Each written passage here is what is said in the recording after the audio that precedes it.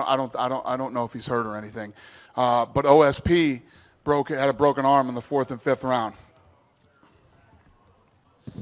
What do you make of John's performance? I mean, certainly, you got the two best pound-for-pound fighters in the world going, and Demetrius makes a statement, and John comes out and, certainly did not look like John has looked in the past. What did you make of that performance? Yeah, I think that, listen, you guys have heard me say it a million times. I'm a big believer in ring rust, and he's been off for 15 months.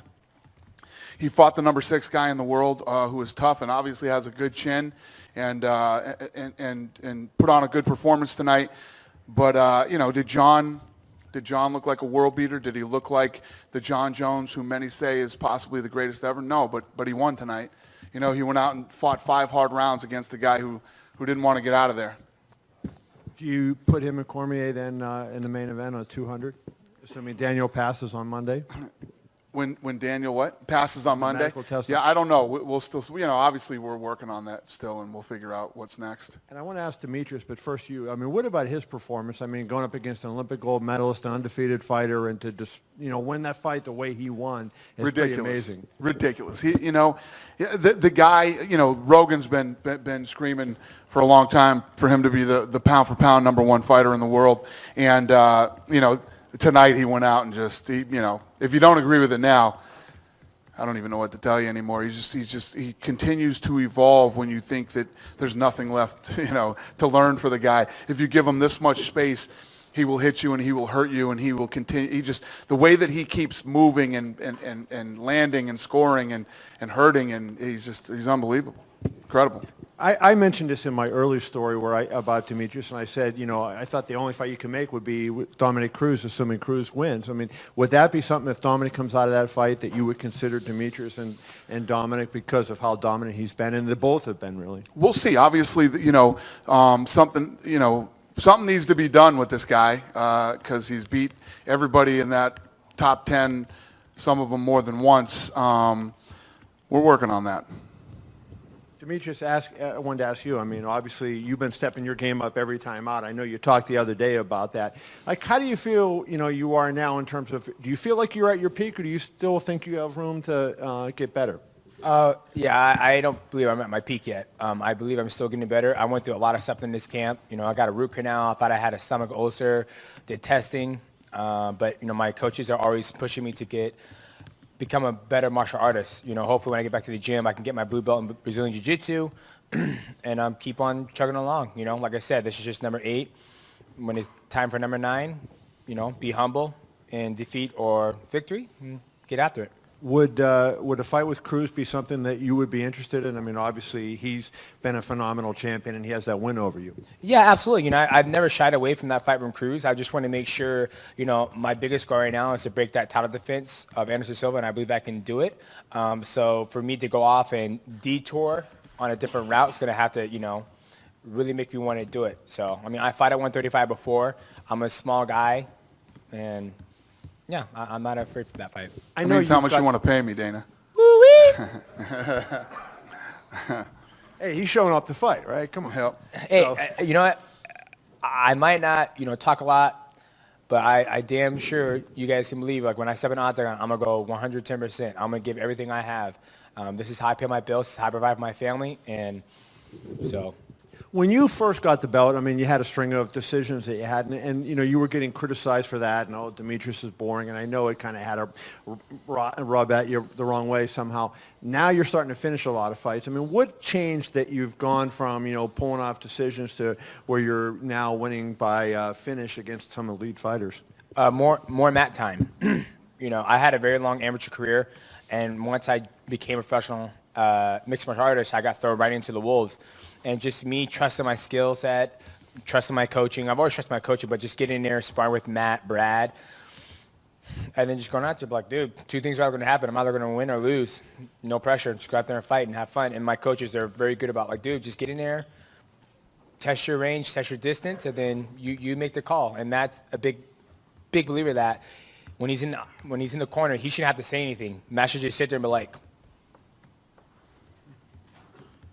good job, we won, woo! So that's how it should be. And Henry, if I can ask you, Did you feel like you made a mistake, or was that a case of Demetrius was just so good, the finish of the fight? Yeah, honestly, I felt like that was part of our game plan as a camp. I really did believe I was going to dominate the clinch. Coming from a wrestling background, I felt really strong. It was that first knee that he hit me with. I think he said it during the interview too. He heard me grunt. And I took him down. I could have held him out a little longer, but I was still trying to catch my breath. And it was that one knee that really did it.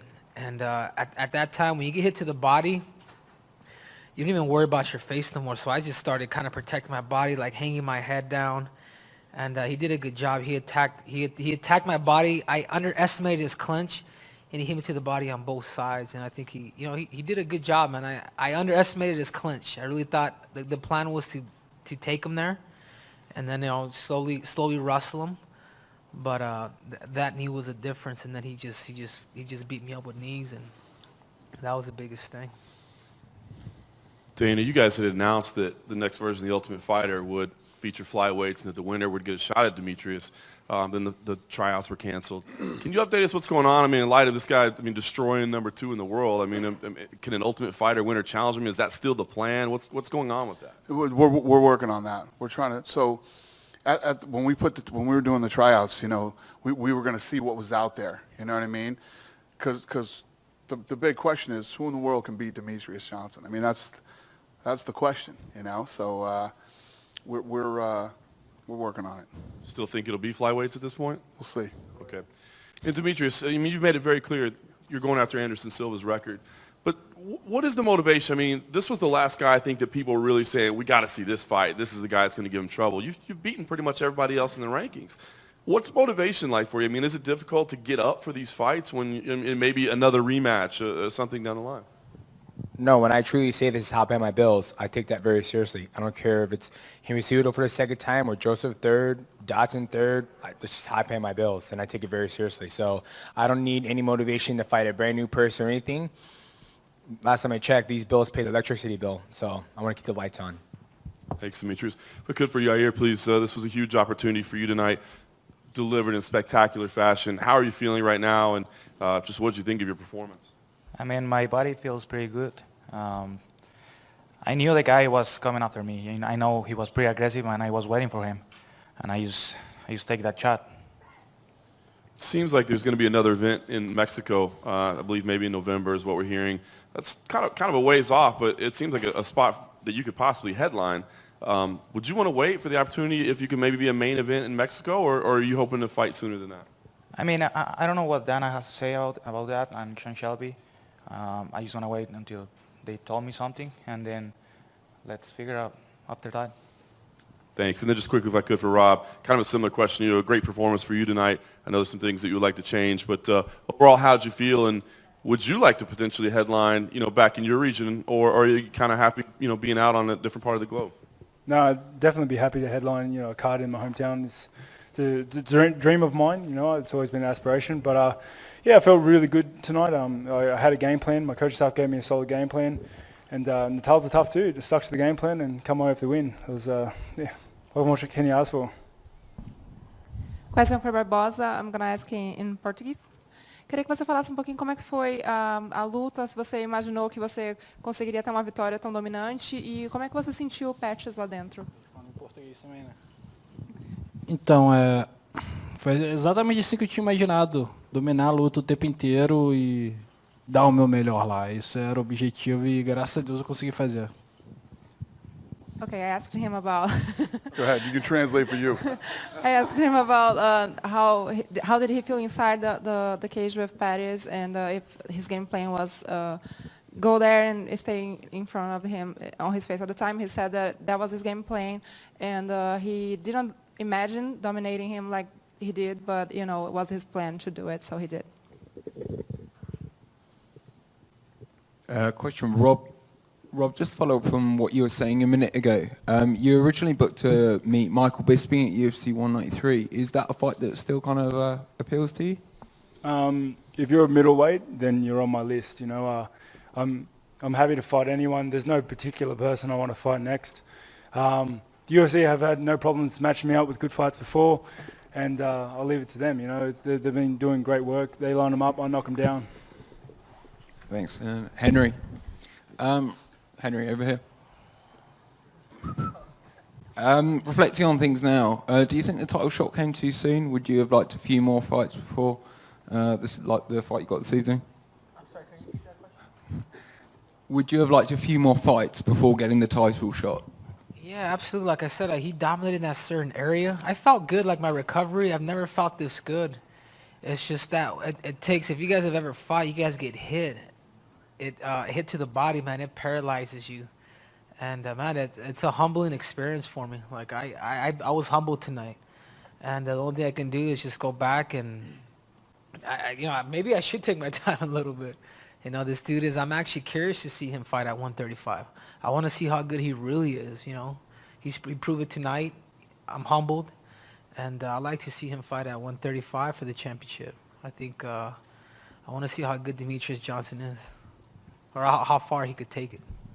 And what about yourself at 135? I know you fought there before, and the weight cut isn't easy for you, is it? Yeah, no, the weight cut was amazing this time. Like I said, I felt good, no excuses. Absolutely. In the future, I would like to go up. I really would. But man, I'd like to at least win the belt before I start thinking about going to 35. A question for Edson Barbosa. Edson, stylistically, going into this fight, this was a very intriguing matchup between you and Anthony Pettis. How did the matchup feel for you in terms of, not only his style, but your style and how those styles matched up? Yeah, I'm very happy with my performance.